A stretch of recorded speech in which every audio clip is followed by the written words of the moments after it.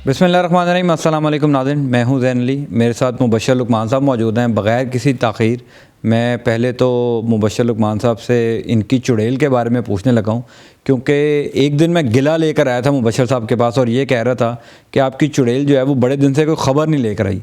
उस दिन चुड़ैल ने ये ख़बर दी थी और वो ऐसी तहलका खेज़ ख़बर थी जो आज दुरुस्त साबित हो गई है। चुड़ैल ने यह ख़बर दी थी कि सेनेट का जो इलेक्शन होने जा रहा है वो ओपन बैलेट या शो ऑफ हैंड्स नहीं होगा। आज इलेक्शन कमीशन ने सुप्रीम कोर्ट में यही जवाब जमा कराया है। मुबश्शिर लुकमान साहब ने उस प्रोग्राम में क्या कहा था, पहले आप वो भी सुने और उसके बाद मुबश्शिर साहब से पूछते हैं कि चुड़ैल इतने दिन छुट्टी के बाद जब खबर लाती है, खबर तगड़ी लाती है। पहले वो सुन लीजिए आप। सर बड़े दिन हो गए हैं, कोई खबर जो है ना वो चुड़ैल, मुझे लग रहा है कि छुट्टियों पे नॉर्दर्न एरिया तो नहीं गई हुई। प्रॉब्लम यह है कि चुड़ैल खबर ऐसी लेके आई है कि अगर मैं पहले दे दी तो मुझे लगता है मैं अंदर ना हो जाऊँ, लेकिन खबर बड़ी है। खबर बड़ी है। हाँ, वो चुड़ैल जो है ना वो कह रही है कि अब मूड जो है ना एक अजीब सा लग रहा है हुकूमत वैसे ये खासियत है चुड़ैल की कि अगर गैप देकर लेकर आए तो लाती बड़ी खबर है। लाती बड़ी खबर है और अभी ये खबर होनी है, आनी है अगले हफ्ते। अच्छा, और वो पहले बता दी है। तो बता दें सर। मैं तो पीटीआई की हुकूमत को एक बड़ा सेटबैक होने लगा और वो ये होने लगा है कि जो उन्होंने सुप्रीम कोर्ट में सेनेट के हवाले से पिटीशन की हुई है कि शो ऑफ हैंड्स के साथ हो सेनेट का इलेक्शन, तो चुड़ैल ये कहती है कि उम्मीद ये है कि सुप्रीम कोर्ट जो है वो उसको रिजेक्ट कर देगा और वो माजी की तरह सीक्रेट बैलेट होगा और वो पीटीआई के लिए एक धचका है। आप देखें कमाल की बात कि चुड़ैल ने कहा था 7 दिन में, तो आज 7वां दिन है, ठीक है ना। और जो आपने ख्वाहिश जाहिर की है चुड़ैल से मिलने की, तो उसके लिए बड़ी को पगड़ी बनाए को 2 किलो मिठाई लेके आप सिफारिश ही करेंगे सर मेरी? मैं सिफारिश करूंगा, फिर आपके घर में भी मुझे ही सिफारिश करनी पड़ेगी जाके अपना, फिर उधर कौन आपको संभालेगा? ऐसा ही है, उधर आपकी तो क्लास नहीं, आपका तो स्कूल होना पूरा। तो बात यह है कि देखें, एक बात है कि सबको पता था कि इतने दिन में इलेक्शन कमीशन ने जवाब देना है। दूसरी बात यह है कि सेनेट और इलेक्शन कमीशन जो आइन के तहत जो रूल्स ऑफ बिजनेस हैं उसको चेंज नहीं कर सकते। तो सुप्रीम कोर्ट ने मुआवनत मांगी है, उन्होंने उनको बता दिया कि ये रूल्स के तहत ये हो सकता है और ये नहीं हो सकता। अब जहाँ तक बात है सुप्रीम कोर्ट की, तो अब खबरें ये भी आ रही हैं चुड़ैल की कि सुप्रीम कोर्ट में भी लोग इस पर डिबेट कर रहे हैं आपस में कि यार फॉर एंड अगेंस्ट। इसका मतलब है कोई ना कोई लूप होल या ग्रे एरिया उस कानून में मौजूद है जिसके तहत कि कोई ना कोई डिसाइडिंग फैक्टर दूसरी तरफ हो सकता है। लेकिन इलेक्शन कमीशन तो कह रहा है कि कानून में तरमीम करनी पड़ेगी अगर आप ओपन। ये इलेक्शन कमीशन ने कहा, लेकिन मैंने कहा कि अगर डिबेट हो रही है तो इसका मतलब है कि कुछ वकला या कुछ जो कानूनदान है वो कोई और भी कानून के हवाले हैं उनके पास कि जिसके तहत वो उसको कंसिडर कर सकते हैं। लेकिन फिल वक्त ये लगता है कि रूल्स ऑफ बिजनेस जो हैं वो शो ऑफ हैंड्स की इजाज़त नहीं देंगे। या तो असेंबली के अंदर कानून साजी की जाए, फिर उसको सेनेट से रेटिफाई किया जाए, उसके लिए टाइम कम है, मेरे टाइम चाहिए। लेकिन जो चुड़ैल ने आज एक और खबर दी है, मैं आपको वो दे दूं, इससे ज़रा लिंक्ड ही है कि इलेक्शन कमीशन जो है ना उसने अब ये फैसला कर लिया है कि फॉरेन फंडिंग केस में वो अब प्रोब करेगा और पीटीआई ने फैसला कर लिया कि बजाय हम अपने आप को डिफेंड करें, हम दूसरों के ऊपर भी केसेस खुलवा लेते हैं फॉरेन फंडिंग के। तो उसमें पीपल्स पार्टी और नून लीग के भी आ जाएंगे। तो कितना हसीन इत्तेफाक होगा कि इस मुल्क की 3 बड़ी जमातें तीनों डिस्क्वालीफाई हो जाए फॉरेन फंडिंग केस में। तो जमहूरियत तो गई आपकी खटिया में। लेकिन एक्चुअली फॉरेन फंडिंग केस जो है वो पीटीआई के ऊपर एक तलवार बन के लटका हुआ है और जितनी देर इलेक्शन कमीशन उस पर लगाएगा, इलेक्शन कमीशन के अपने ऊपर बहुत सवालिया निशानात उठते रहेंगे और मुझे लगता है कि अब उनको इसमें तेज़ी लानी पड़ेगी। जहाँ तक सेनेट इलेक्शंस हैं, सेनेट इलेक्शंस जो हैं वो होंगे और मुझे नहीं लगता कि जो पीडीएम का इनिशियल प्लान था कि हम जॉइंट पीडीएम की तरीके पे इलेक्शंस लड़ें, उसमें नई एग्रीमेंट होगा और ये अलग अलग होगा, उसका हुकूमत को फ़ायदा होगा। लेकिन अगर शो ऑफ हैंड नहीं होता तो फिर हुकूमत को नुकसान भी है, क्योंकि बाकी दोनों जमातों के पास मेंबर्स ख़रीदने के लिए बड़ा माल है। सही। मुझे साहब उस दिन भी आपने कहा था कि पाकिस्तान तहरीक इंसाफ को नुकसान होगा, ओपोजिशन को भी नुकसान हो सकता है शो ऑफ हैंड से या नहीं? ओपोजिशन को कोई नुकसान नहीं? ओपोजिशन को ये नुकसान है ना कि पीटीआई के वोट उसी को पड़ेंगे, उनको नहीं मिलेंगे। अगर कोई पैसे भी ले ले, कुछ भी कर ले, कमाई भी कर ले, तो वह कर नहीं सकेगा, पार्टी डिसिप्लिन की खिलाफ वर्जी नहीं कर सकेगा। So now the big question is कि ये बैटल ऑफ नर्व्स हो रही है, हु गिव्स इन फर्स्ट। लेकिन I think at the end of the day आइन और कानून जो है वो उसकी जीत होनी है। अच्छा, फ़ारूक हबीब साहब जो हैं वो गए हैं इलेक्शन कमीशन में, वो यही कह के गए हैं कि मुस्लिम लीग नून और पीपल्स पार्टी के जो फॉरेन फंडिंग केसेस हैं उनको ओपन किया जाए और रोज़ाना की बुनियाद मैंने पर, आपको क्या कहा था? जी, उसकी रोज़ाना की बुनियाद पर समाअत की जाए। तो अपना उनका तलवार लटक रहा, आपने खुद कहा कि बड़ा ख़तरा है। और अब पीपल्स पार्टी अभी तो फारूक हबीब साहब का भी नाम डिस्कशन में आ रहा है कि इलेक्शन से पहले उनके कितने असासे थे और इलेक्शन के बाद उनके पास कितने आ गए, क्योंकि जब वो फैसलाबाद से इलेक्शन लड़े सबको उनकी माली हालात का पता है उस वक्त कैसे लड़े गए। एक ही दिन में चुड़ैल इतनी खबरें देगी तो बदहज़मी ना हो जाए हमें। नहीं होगी, आप फिक्र ना करें। और दूसरी बात यह है कि फ़ारूक हबीब साहब का नाम आ गया कि जब से वो रेलवे की कमेटी में, कायमा कमेटी में आए हुए हैं, तब से उनके पास लैंड क्रूज़र भी आ गई है। अच्छा, नई अपना, तब से उनके पास और चीज़ें भी आ गई हैं। और ये अब तो लैंड क्रूज़र भी 6.5 करोड़ की है ना, मेरा ख्याल है। तो अब वो कोई 70 लाख वाली है नहीं लैंड क्रूज़र। तो उनके ऊपर भी लोगों ने टिकटिकी लगा ली है। फ़ारूक हबीब साहब को ही पता होना चाहिए। और उनके सबसे बड़े जो हरीफ हैं वो एक ही हल्के में 2 हरीफ हैं, एक तो राना सनाउल्लाह और एक आबिद शेर अली है। तो फ़ारूक साहब जो है ना वो उनको, वो दोनों उनके मतलब ख़बरें जमा करने में बड़ी तेज़ी आई हुई है उनमें, तभी पता चलेगा। लेकिन ये फॉरेन फंडिंग केस एक सीरियस इशू है, और अगर तो इलेक्शन कमीशन ने इसको रिजॉल्व ना किया तो इलेक्शन कमीशन की अपनी गैर जानिबदाराना जो अप्रोच है वो एक्सपोज होगी, और एक्सपोज करती है तो फिर मेरा ख्याल है कि कई लोगों के लिए, कई पार्टीज़ के लिए ओपन एंड शट केस है। और अगर हुकूमत के ख़िलाफ़ ये चला जाता है मुबशर साहब तो क्या होगा? अगर कलअदम हो गया ना, फिर आपका इलेक्शन कलअदम हो जाएगा, फिर अच्छा, आपकी असेंबलियाँ डिसॉल्व हो जाएंगी, फिर एक कॉन्स्टिट्यूशनल क्राइसिस हो जाएगा ये। और बाकी तो आपको कोई कानूनदान बेहतर बताएगा, यानी लेकिन मेरी किताब में तो वो पार्टी जो है डिस्क्वालीफाई हो जाएगी। हुकूमत के लिए बहुत मुश्किलात आ रही हैं। अच्छा, जब हमने लास्ट प्रोग्राम किया था तो कुछ लोगों ने कहा था कि सेनेट, मेरे सवाल भी आया था कि सेनेट इलेक्शन में हॉर्स ट्रेडिंग क्यों होती है। और पाकिस्तान तहरीक इंसाफ ने, इमरान खान साहब ने अपने दौर में तो कहा था कि मैं सेनेट में पैसा नहीं चलने दूंगा। तो आपकी क्या इसमें राय है, क्यों सेनेट में इतना पैसा चलता है? अगर वाकई इसमें सिंसेरिटी थी तो 2-4 महीने पहले फिर पार्लियामेंट में पहले बिल अप्रूव कराते और उसको यानी लेके आते ताकि वो तब्दीली होती, कहीं कानून बना होता। लेकिन अब इस तरह करने का मतलब है कि सिर्फ अपोजिशन एक्सपोज हो रही है, लेकिन कानून में तब्दीली नहीं हो रही। अब इस तरह लगता है। तो इमरान खान को मेरा ख्याल है ये प्रॉब्लम थी कि उनके पास एक मेजॉरिटी नहीं थी, और उनको शक था कि ये कितनी मेजॉरिटी से पास होता है या नहीं होता। तो उन्होंने इसको एक पब्लिक गैलरी के लिए स्ट्रोक खेली है कि उस छक्के का फ़ायदा तो कोई नहीं, लेकिन यह कि पब्लिक है कि छक्का बहुत बड़ा मारा जी, मेलबोर्न ग्राउंड का सबसे बड़ा छक्का। तो वो छक्का तो मारती है उन्होंने कि अपोजिशन उसमें एक्सपोज तो हुई है कि वो हॉर्स ट्रेडिंग को एनकरेज कर रही है। और लोगों को ये फ़ायदा है जी कि एक आम आदमी जो है पार्लियामेंटेरियन एमपीए वगैरह वो 8 से 10 करोड़ रुपये कमा लेगा। तो गरीब का पिछले और अगले इलेक्शन दोनों की कीमत लेकिन इसको रोका कैसे जा सकता है? क्या show off hand, show off hand से रोका जा सकता है? पार्टी डिसिप्लिन की खिलाफ वर्जी नहीं हो सकती फिर, और क्या तरीका है?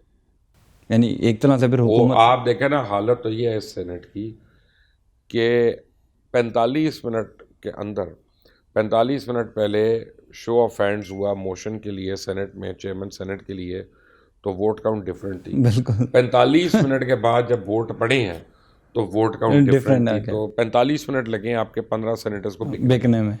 वही तरह सा मसला। तो ये मेरा ख्याल है हुकूमत का इस हवाले से बड़ा ऐसा इक़दाम, अगर आइंदा आने वाले सालों में भी इस पर काम कर लिया जाता है कि आइंदा जो सेनेट के इंतखाबात होंगे, देखिए हुकूमत और अपोजिशन की जो लड़ाई चल रही है ना वो चले, मुझे उसमें कोई प्रॉब्लम नहीं है, लेकिन नुकसान उसमें अवाम का हो रहा है। जो इम्पोर्टेंट कानून साजी है वो रुक गई है। तो वो होनी चाहिए, और देखें अब आगे ये ऊँट किस करवट बैठता है। ठीक है मुझे साहब, दूसरी बड़ी अहम स्टोरी है अर्नाब गोस्वामी के कुछ व्हाट्सएप मैसेजेस जो हैं। सिंपल सा सवाल है, अर्नाब गोस्वामी भारत को कितना जलील करवाएंगे? और सवाल ये पैदा होता है मोदी कितना जलील करवाएगा। अर्नाब गोस्वामी तो मोदी का एक पेड टाउट है। रिपब्लिक टीवी जो है उसके पैसे भी आरएसएस ने दिए थे और उन्होंने बनवाया था। और उससे पहले जब वो टाइम्स ऑफ इंडिया में थे तब भी उनको वहाँ से पैसे मिलते थे। टाइम्स ने कहा माफ़ कर दो, हम इतना बाइस शो नहीं कर सकते। उन्होंने चैनल ही बना लिया अपना जाके, और वो सबको पता है कि उसकी फंडिंग कौन करे। सवाल ये नहीं पैदा होता कि अर्नब गोस्वामी को पहले पता था।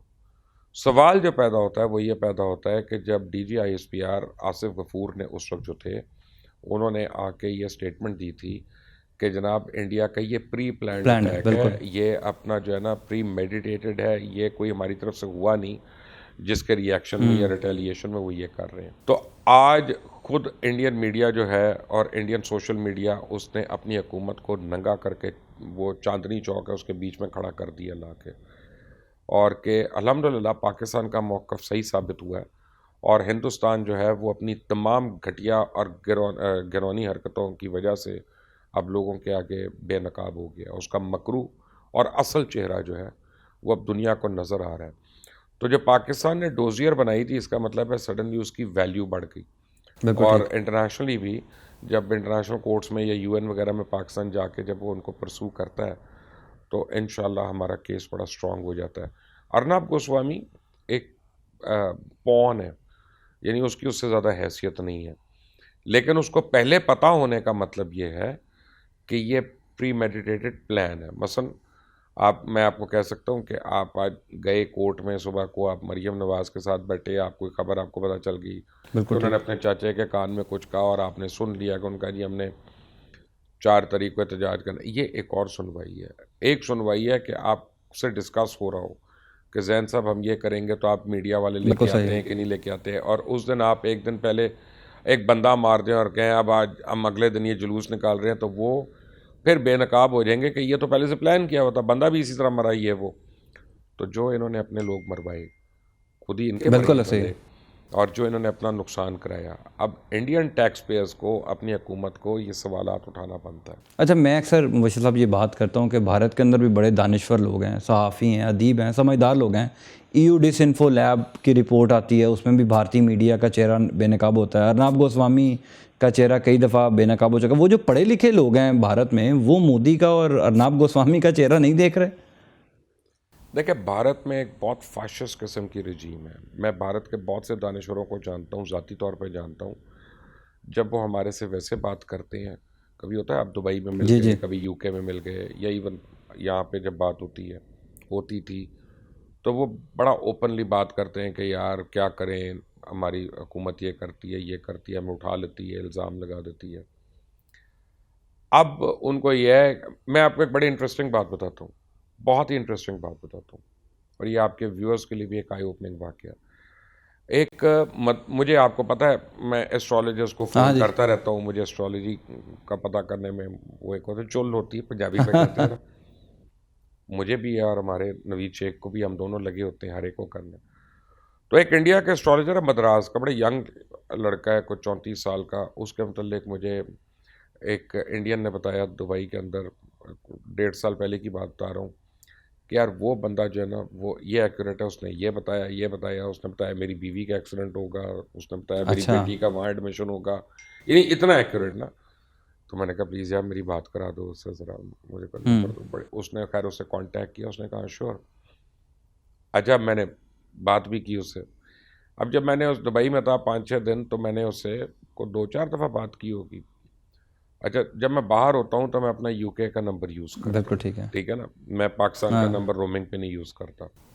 तो वो UK के नंबर से मैं कॉलें कर रहा था उसको, हो गया। अब हमारी अच्छी जान पहचान होगी।